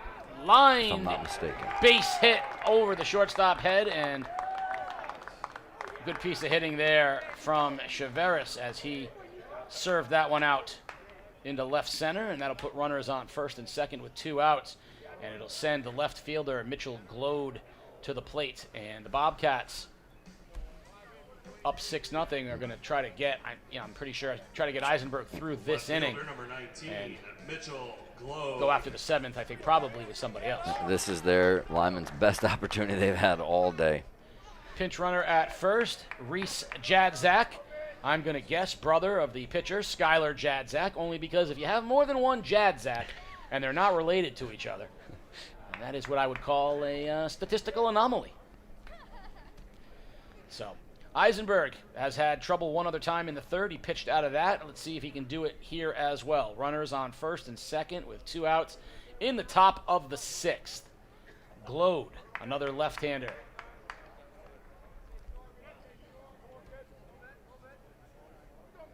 Eisenberg delivers. Glode. That's going to stay in. Pops He's it got in. an opportunity. Pingree's got room, and he makes the catch for the final out of the 6th. That young man is pumped. Good job. Good job by the Bacon pitcher. He did a good job. JT Bulldogged it out. Eisenberg through 6, no runs, just the 3 hits. We go to the bottom of the 6th inning. Bobcats will send up 9-1-2 on top here, 6-0 on Senior Day. So far, I'd say that, the Senior Day script going according to plan. If you just look at that scoreboard, Case, what do you see all the way at the end of the visitor scoreboard? Yeah, it's those 5 errors. 5 errors, 6 runs. And again, Bacon has 5 hits. That's it. 5 errors, 5 hits. Again, we could be looking at a 2-0 game right now with Lyman with an opportunity to still win this game. But making 5 errors and giving up all those runs, that's the difference in the game right there. And Coach Gomez has been around a long time, and he'll tell you exactly, he's seen this a million times. And exactly, that's the difference between the game right there. 5 errors. Yeah, it's funny because when Coach O'Neill sat in your seat, he said, for the most part, it's been a well-played game. And it has been a pretty well-played defensive game, except when Bacon gets runners on, they put a lot of pressure on Lyman, and we've seen that's been when Lyman really struggled to make outs. Putting pressure on the defense. We talked about that early on, They're kids out there, You put pressure on them, and things get a little awry, things get tight, and throws get a little squeezed. The ball gets squeezed a little tighter, and the ball throw goes a little lower or a little higher, and look what happens. 5 errors. So Jadzak's back on the hill in the bottom of the 6th for Lyman, and we're going to have a pinch hitter. Looks like leading off here for Bacon will be junior Ben Byniski. Byniski will pinch hit for Joey Jinak. If you're Coach Moyer, are you bringing this young man out for the 7th? Or I'm definitely not bringing him out for the 7th unless the pitch count is really low, and I don't think it is. It's got to be in the 70s. I'd probably not, because as much as a complete game is fun to think about, I want, like you had said, I want him to come out on the most pot. He got that out. He was pumped. That's got to be it. Byniski takes ball 1. He goes out, gives up a walk and a bloop, and all of a sudden he comes out, and it's it's a good start, but he leaves with 2 guys on and no outs. Instead of, like you said, he came out, pumped his fist, and got a great finish to the 6th. Ball 2 to Byniski. Now, they got Mason Pingree down in the pen. Pingree is, I believe, due to start tomorrow against Montville. I know he'd love to come in and close it on senior night. 10, 15 pitches on the night before you pitch is still asking a lot. So the thing there is, it is a throw day, just to kind of lightly throw and get yourself ready for tomorrow's start. But the difference between a pen and pitching in a game is totally different. You go out there, you throw your pen, it's nice and easy, and you're developing and you're working. When you go on the mound on a game, I don't care if you throw 20 pitches, it's still a little more, it's intense. And it's going to take a little toll on you.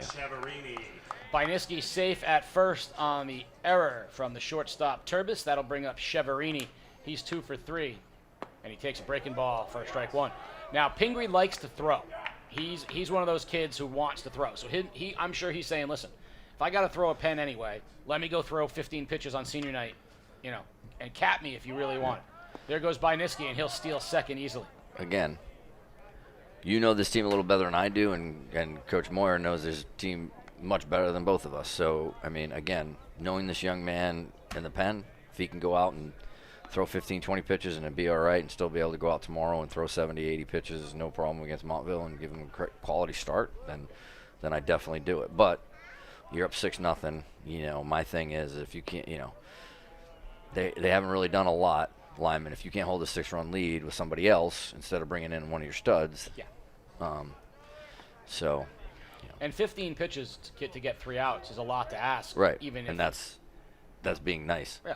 I mean, you got to be, pretty precise. So we'll see. But he's the only action they've got down there. So it's either going to be Pingree coming to close it out, or it's going to be Eisenberger out to finish it. Either way, we'll find out. There's also no outs in this inning.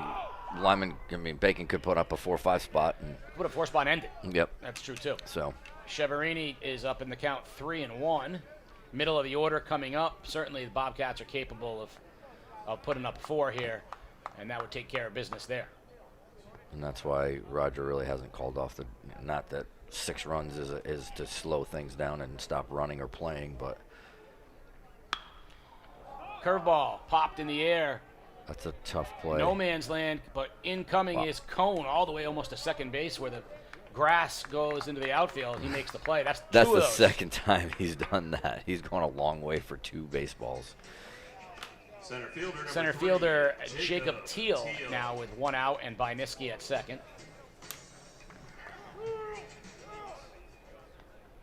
Bacon tomorrow will be at Montville, and tomorrow Lyman will be against St. Bernard. Teal takes a curveball for a strike.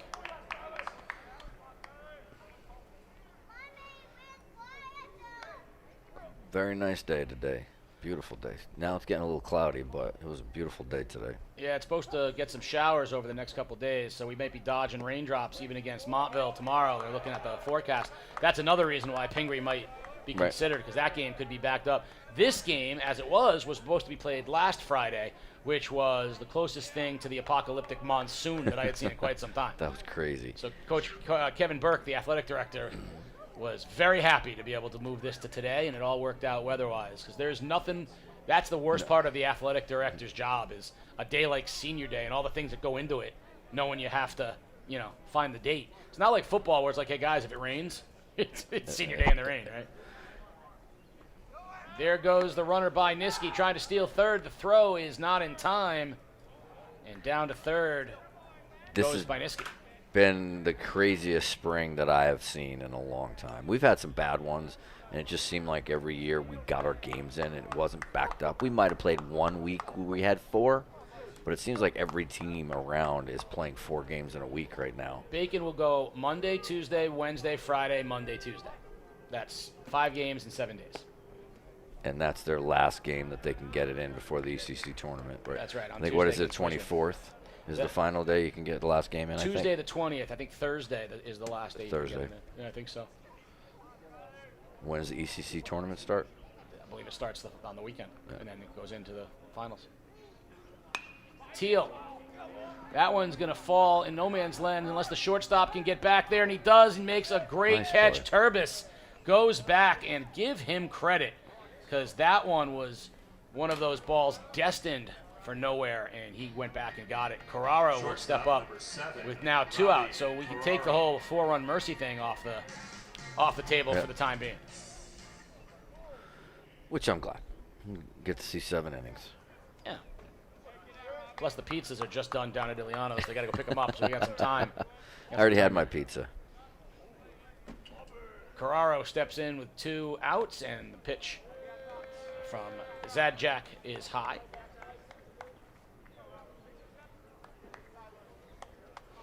One ball, no strikes on Robbie Carraro. Byniski leads off third. Carraro, line drive in the gap, base hit. That's going to get past Cone and go into the gap, and Carraro will cruise into second base with a double. It's a good piece of hitting right there. He stayed on it and drove it the opposite way. So Pingree will get into the box here. He is 0 for 3 thus far, and he would love to get a piece of one here on senior day. Hey, we got to see Coach Lamp a little bit, I think.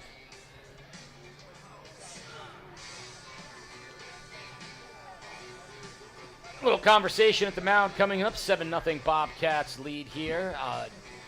Bottom of the 6th inning. I am determined to take a spill in this chair. That was the chair that I had last week that I switched. that was moving all over the place. I couldn't do it because I have to sit forward. You have conveniently stayed out of camera range the entire time. Yeah, come on in. There's Lee Elsie right there. That's most overqualified scoreboard operator in history. Love it. Also a former color commentator here on game day. I'm bringing them all in today. Too many sarcastic sacks. That was you were actually the color guy. You were with me last year in the ECC championship game when Lyman caught the kid for 7 innings and brought him into pitch, and had the pitcher who had pitched the day before come in and pitch 7 innings, and Lee had strong feelings about that. High curveball to Pingree, 1-0. Carraro leads off of second. 2 outs here in the bottom of the 6th. Carraro stealing. Pitch inside, almost hits Pingree, and Carraro will steal third. Bobcats putting on a lot of pressure. Pressure on the base paths. They're running and running and running.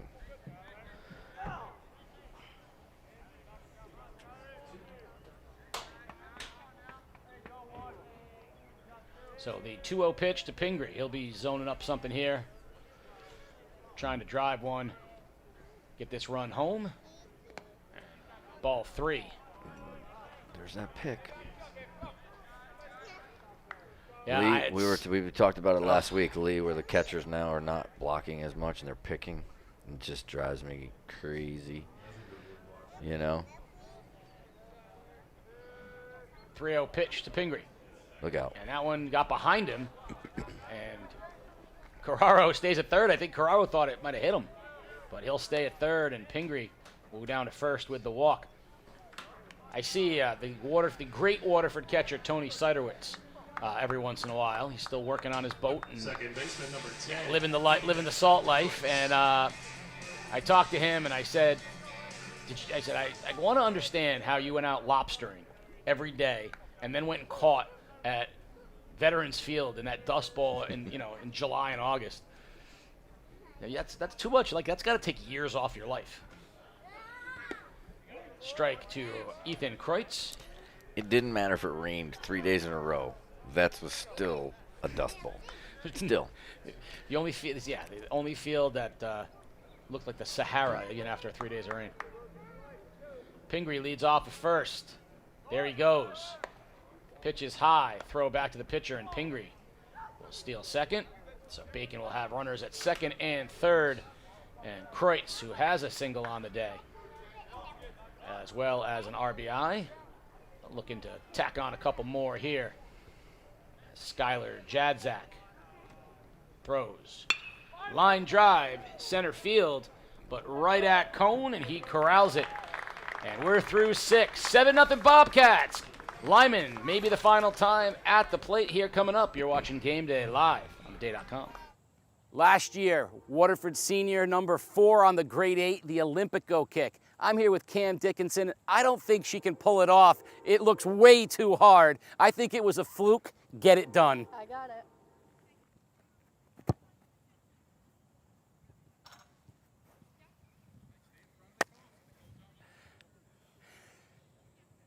That was just too easy, and that is a grade 8 play. Send in your best plays and see if you can beat that and make this year's grade 8 Olympico style.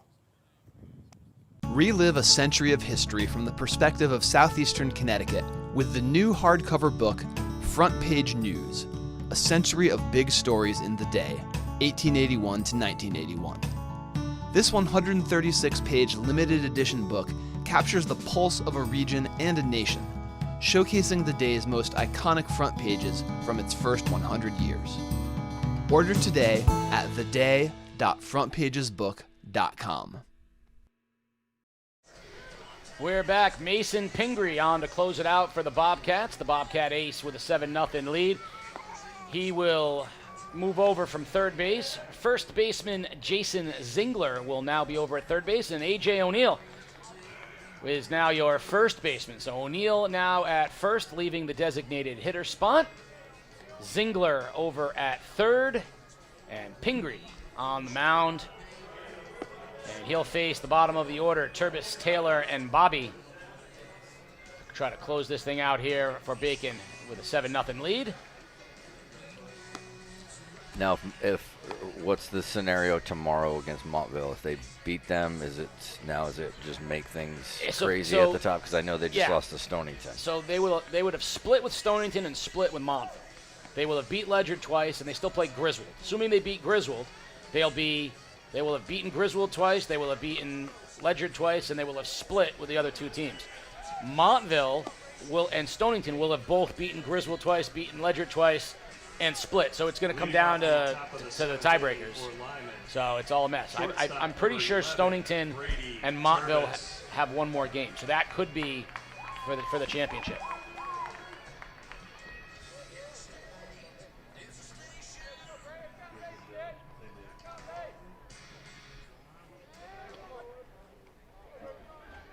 So Pingree in to close it out, and he'll start off by facing the shortstop, Brady Turbis. O'Neill over at first, Zingler at third, and the Bobcats ready to try to close this thing. Cyrus Scaramamano out in left field by Niski.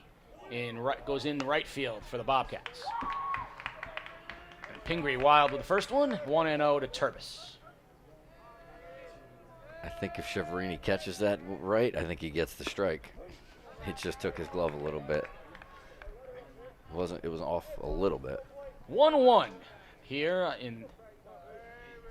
to the freshman, Brady Turbis. Pingree winds and deals. Fastball on the outside part of the plate for strike two. And if you're going to give him that pitch, it's a long day. Young freshman, you have zero chance. Yeah. Eli go right back to that spot again. Looks like he will. And the 1-2 pitch from Pingree. Breaking ball, strike three. That almost felt mean. Yeah. At least throw him another one. Give him a shot. Give him a chance. Here, hit this one. Looks like we got a pinch hitter, Nick Shalafo. That's always the funny part of the dugout when your little, your kind of smaller kid comes in and gets really mad at the pitcher because he threw him a breaking ball. Come on, throw me a fastball. Blah, blah, blah, challenge me. Well, I took the opposite approach. See, strike from Pingree. I would come in and I go, why are you throwing breaking balls? If you only knew I can't do anything with your fastball, just throw me that. Listen, I could fly out the center just as easily. And then I always laugh and say, hey, was he supposed to just throw it over the plate for you to hit it? Or make you look silly on the breaking ball? Have you watched me hit, Mike? That would have been my response. Have you watched me hit? 1-1 from Pingree. Trying to close this thing out here for the Bobcats, move them to 12-4. 12-4, Coach Moyer's first year, an opportunity to win the ECC or put yourself in a good position, and then, Depending on the draw, they can make some noise in the Division II ECC tournament as well. We might be right back here doing them in the finals. I think them, Stonington, and Montville have to be your favorites. It's all about the draw. And somebody's got to play somebody before the finals. Exactly. So. It's that semifinal draw, and it's about the pitching you're going to get. Yeah. Stonington doesn't go deep, but Ogden's a tough out. Whereas Montville's got like 5 guys who all throw about the same. So they're, I'd say they and Bacon are similar in that regard, So Pingree blows away Shalafo, 2 outs, and stepping into the box is Jackson Bobby. He is 1 for 1 on the day with a single and a walk. What does the ECC tournament look like? Is there 4 teams in it, or everybody that qualifies makes it, and so you'll have 8 teams playing in both sides. The Division I tournament and the Division II tournament. So to win the whole thing, you got to win 3 games. 3 games. Yep. Strike down evens the count at 1. That's one of the issues that we've had in the past is when we get to the finals, no one wants to throw anybody. Because they're coming close to the state tournament. Right. And they've already pitched their guys early. So you see all the aces go in game 1. To get them lined up for the state tournament. Yeah, I got you. And that's honestly, that was the biggest gripe of my conference. When we didn't have a conference tournament, they just implemented it, I think, right when I left 2 years ago. But that was the biggest gripe with all the coaches was I'm not going to throw anybody because I want to win a state championship. But my argument was you're taking it away from the kids. It's not about you. It's not about you as the coach. It's about the kids who have an opportunity to win a championship. And the ECC tournament every year is just, you should see, I've watched on game day or through coming live, and just the excitement of these kids getting a chance to win an ECC championship. You know, and I always questioned my conference back in the day, the CCC, because they didn't want to do it because they were so hyped up on the state tournament. And I was just like, it's not about the coaches, it's about the kids. You know, give them another opportunity to win another championship. Because how many state championships do you actually win? Pinch hitting here for Lyman, DJ Medina, the junior. So again, now we just talked about a case. Now his pitch count's up. Yep, strike one to Medina. Here's what I would say to that, Mike. One team, maybe two, has a true legitimate chance to win the state championship. They should play it that way. Yeah. Everybody else, you probably should go after the ECC. And the funny thing was, every year at my conference banquet or meeting, the coaches that argued about the conference tournament that wanted to win the state championship, in my 12 years there, never won one. Because they wanted to win a state championship and they wanted to save their arms. They didn't want a conference tournament. But you know what? They didn't win one. They never did. So again, I always laughed because it was like it wasn't about the coaches. 2 strikes here on Medina, 2 outs. Pingree looking to close this one out. O'Neill holds Bobby on at first. Pingree from the set delivers. Chopped back up the middle. Ranging is Carraro. He can't make a play, and Lyman holds on for one more at bat. And there's that pitch count we talked about with Pingree. The walk, and now the single. And now we're back to a spot where he's got to be up at 20 pitches. Due to pitch tomorrow. We said, you know, a pen is totally different than live game on your arm. So we'll see how the young man can bounce back tomorrow. If they play. Yeah, there's possibility that there's raindrops in the forecast for tomorrow, but I've been told not a washout tomorrow, so at Montville it could very well be, you know, dodging the raindrops. Pingree to Cone. That's a ball. Looked like a good pitch right there. All of a sudden the zone went away. Cone, who likes to swing it, so you know it wasn't a strike. So, and they pick him off to end the game. The wheel move from Pingree picks him off, and there's your ball game. I was just about to say the second baseman does not even need to be anywhere near this kid because he means nothing, and he ends up picking him off. Want to thank Lee Elsey for an excellent job on the scoreboard. So you're going to want to check out all of our social medias at Game Day CT for the Roberto's Log Cabin Player of the Game Day, as well as the interview with the head coach Roger Moyer of the Bacon Academy Bobcats. Game Day will be coming back at you shortly. We've got lacrosse, we've got softball, we've got tournaments coming up, all kinds of action coming up on Game Day. For Mike Susie, again, say thank you very much for being here on senior night. Bacon with a 7-0 shutout over Lyman. Go to Game Day CT on all our social medias. Check out the player of the game day from Roberto's, as well as the interview with Coach Roger Moyer. You've been watching Game Day live on theday.com.